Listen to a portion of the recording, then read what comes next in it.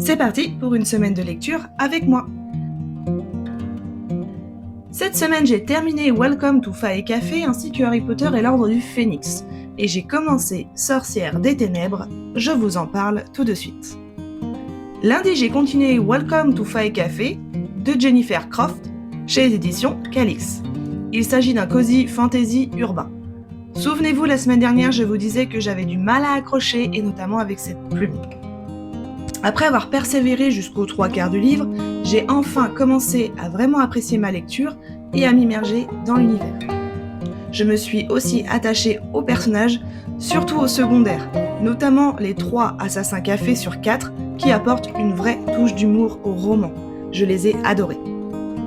Franchement, imaginez un fae froid, fermé et sans la moindre expression qui enfile un tablier de pâtissier pour servir des cafés et des gâteaux avec un grand sourire.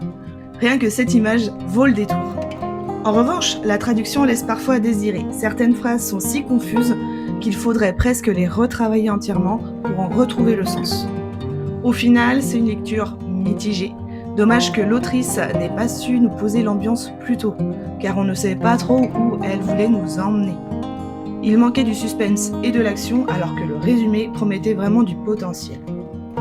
Pour un avis plus détaillé, tu trouveras ma chronique disponible sur mon compte Instagram le vendredi 7 novembre et mon avis lecture disponible dimanche 9 novembre sur mon compte TikTok.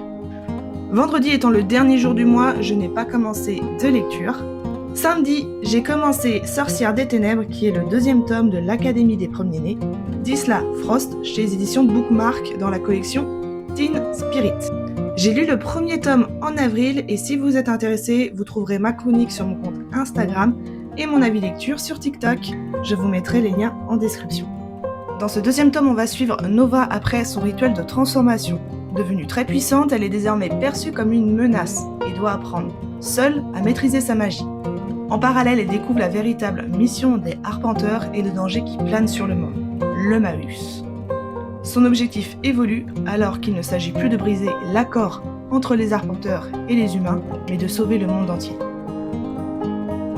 Parallèlement, cette semaine, j'ai terminé Harry Potter et l'Ordre du Phénix. J'ai trouvé que ce tome, comparé au précédent, est celui qui contient beaucoup de détails, qui ne sont pas mis en avant dans le film. J'ai eu l'impression de revisionner le film d'une autre façon. J'ai vraiment adoré ce tome. À présent, je te donne rendez-vous comme chaque semaine, le lundi à 18h pour la suite de mes lectures. N'hésite pas à t'abonner pour ne rien manquer. À bientôt!